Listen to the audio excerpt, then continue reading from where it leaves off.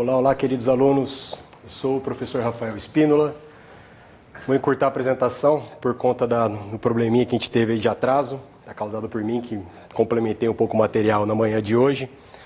O que eu vou explanar para vocês aqui é acerca de teoria geral, notarial e registral, visando a primeira fase do concurso de Santa Catarina.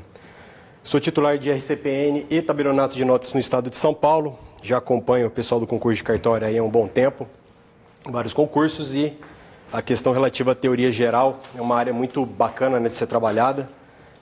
Incidência imensa dentro dos concursos, principalmente na primeira fase, literalidade do que nós temos na Lei 8935, literalidade do que nós temos também na Resolução 81 do CNJ, que eu vou passar um pouquinho com vocês aqui algumas questões, inclusive inserir no material de hoje ainda, que será disponibilizado para vocês logo após a aula. E também as questões normativas, né, que eu já deixei separado para vocês, do material que vocês receberam, de todas as questões que a gente vai exaustivamente. Peço desculpas desde já que o estudo realizado para a primeira fase é um estudo muito chato, é um estudo muito de leitura, de detalhes, de muitas pequenas, né, coisinhas que a gente tem que pegar dentro das normas, alguma troca de palavrinha, etc., que é uma das questões muito voltadas, né, para o estilo de atuação da banca IESES. Peço desculpas para vocês também, que eu estou um pouquinho debilitado, né, voltando de uma internação na semana passada. E para ajudar ontem, descendo de avião aqui em Florianópolis, acho que eu estourei o tímpano por causa da pressão, então estou um pouquinho surdo de um lado. Então, se minha voz oscilar muito assim, fique tranquilo, o professor não está ficando louco não, que eu não estou ouvindo nada do lado direito aqui, mas isso aí depois, chegando em Rio Preto, eu vou ter que resolver. Basicamente, o que nós podemos trabalhar com a parte de teoria geral, tá? Por que a gente divide, né, esse tópico de teoria geral, fora, né, do que vocês já tiveram ontem com notas e protestos, terão amanhã, salvo engano, registro de imóveis. Depois terão a RCPN com a professora Márcia Fidelis, minha grande amiga. Com certeza agregará muita informação para vocês, a aula dela também. E a teoria geral ela fica mais voltada para essas questões iniciais, ou seja, para algumas questões relativas à parte correcional, relativa à intervenção, ou até mesmo interinidade, algumas disposições dentro das próprias normas e também, né, todo o regramento, né, da nossa Lei 8935, que nada mais é do que o chamado Estatuto, né, dos Notários e Registradores, que são as questões relativas àquilo que eles pedem na prova, né, numa prova de primeira fase, ou seja, todas aquelas questões iniciais, introdutórias, que não entram especificamente dentro de algumas questões, né, que porventura venham a ser solicitadas a vocês. Essa parte inicial aqui, o artigo 236 da Constituição, que não consta no slide de vocês, né, esse aqui é o nosso comando, né, constitucional. Cuidado, já caiu inclusive em prova IESES, relativo ao artigo 236 da Constituição, aonde ele estaria, né, em qual capítulo da Constituição ele está previsto, né, inclusive confundindo como se fosse do Poder Judiciário, órgão auxiliar do Poder Judiciário, mas não, tá? É uma disposição geral, tá? O artigo 236 da Constituição. E já caiu isso em prova, tanto prova VUNESP já também, foi numa prova, se não me engano, primeira fase do Mato Grosso do Sul, e também em uma banca IESES, recentemente, no máximo há 2 anos atrás, perguntando aonde está inserido o artigo 236 da Constituição. E tirando algumas questões relativas que nós temos lá no ADCT, que também não é de tanta importância, né, que fala acerca da estatização ou privatização dos serviços dos cartórios judiciais e dos cartórios extrajudiciais, para nós, basicamente, o mais importante é o artigo 236 da Constituição. E ele nos traz, né, alguns elementos que sempre são cobrados em prova, né, principalmente pela banca IESES, que adora e já caiu mais de uma vez. Né, que os serviços eles são exercidos em caráter privado, tá? Isso significa o quê? Que é uma pessoa, é uma particular e não algum desempenho de uma atividade pelo próprio Estado. Cuidado, tá? Que o desempenho, né, do exercício da atribuição notarial e registral em caráter privado não desvirtua a natureza pública do serviço prestado. Tá? Então o serviço ele é um serviço público propriamente dito, porém o seu exercício, ou seja, a sua titularidade, ela será sempre responsabilidade de uma pessoa no sentido privado, ou seja, que não está inserido nos quadros do poder público.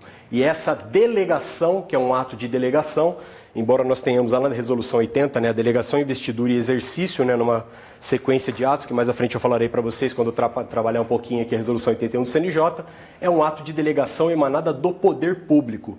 O IESES já trocou isso aqui já por poder executivo. Tá? Então também é uma questão que eles gostam muito de trabalhar e fazer uma confusão, né? Então muitas vezes você já está na exaustão da prova, lembrando que a última prova que nós tivemos de primeira fase de Santa Catarina, naquela oportunidade eu vim aqui realizar a prova também, foi uma prova de exaustão imensa, uma prova muito longa, principalmente a parte de direito administrativo à época, uma parte absurdamente grande, com questões do tamanho de uma página toda, né, do caderno de provas, e no momento de um cansaço muito grande, pode até parecer bobinho esse artigo, né? Mas a hora que você vai, de repente, resolver a questão, deixa, né, as pequenininhas, as mais simples, eventualmente, para quem adota essa estratégia de prova, acaba passando batido depois. E essa literalidade, ela é sempre cobrada. O parágrafo 1º, ele diz que a lei regulará as atividades, disciplinará a responsabilidade civil e criminal dos notários, dos oficiais de registro de seus prepostos e definirá a fiscalização de seus atos pelo Poder Judiciário. E essa lei, ela existe, foi a Lei 8935 de 94. Lembrando que a Constituição é de 88 e até 1994 nós não tínhamos um regramento próprio, né, regulamentando este parágrafo 1º do artigo 236. Aqui também, tá? A lei, uma lei ordinária comum, tá? Então não confunda com lei complementar, lembrando, né, a regra constitucional de que a lei complementar só é obrigatória quando há expressamente a previsão de lei complementar. E ela regulará as atividades, disciplina e responsabilidade, que recentemente foi alterada. Eu falarei com vocês o artigo sobre isso, né, que trouxe, né, a responsabilidade subjetiva, né, com prazo prescricional de 3 anos. Nós tínhamos antigamente um entendimento de uma objetiva, exceto no caso do protesto, por força da Lei 9492, e o prazo prescricional geral, né, aplicando uma simetria, uma analogia do próprio Código Civil de 5 anos, porém agora temos a subjetiva de 3. E cuidado ainda, recentemente tivemos uma decisão do Supremo Tribunal Federal falando também da responsabilidade direta do Estado, tá, que é possível nesse caso, inclusive foi de uma decisão oriunda aqui do Estado de Santa Catarina. Tá, então aquela decisão que bateu lá no Supremo, que deu aquela polêmica tremenda, né, que a gente soube agora de, se não me engano, 2 meses atrás, foi de uma decisão oriunda daqui do TJ de Santa Catarina, a respeito de um erro na expedição. O caso concreto era o erro da expedição de uma certidão de óbito, onde a interina, na ocasião, matou quem não tinha morrido ainda, né? Então ela trocou, ela errou, né, os dados na hora da transposição lá da certidão de óbito e causou um prejuízo tremendo, né, para uma pessoa lá que, na verdade, ela estava viva e foi dada como falecida. Benefício previdenciário, ela perdeu uma série de coisas. E isso foi, né, depois chegando em recurso extraordinário no Supremo Tribunal Federal, acerca da responsabilidade, porque no polo passivo da demanda, na petição inicial aqui na primeira instância, o advogado da parte colocou o Estado, ele foi condenado e foi subindo até o Supremo falar, não, o Estado também pode ser condenado nesse caso, mas a ação de regresso do Estado contra o privado, ela é obrigatória. Tá? Então, muito cuidado que essa tese foi fixada aqui no TJ Santa Catarina.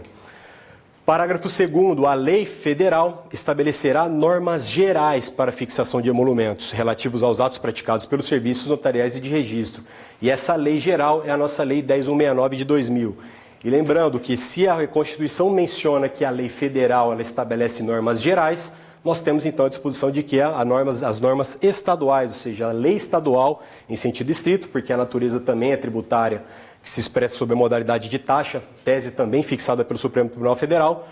Essa lei nossa, que é a federal, então, ela regulamenta normas gerais, enquanto a lei estadual, que falará então sobre as questões específicas acerca do regime de emolumentos nas respectivas unidades da federação.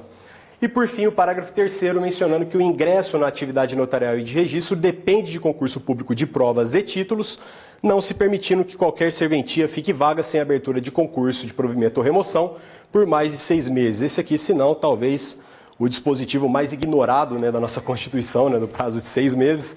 Nós temos casos aí no Brasil de estados que ainda não abriram, né, concurso desde 1988, porém, nós temos essa disposição, uma previsão constitucional de que uma serventia ela não pode ficar sem um titular por mais de 6 meses. A título de ilustração,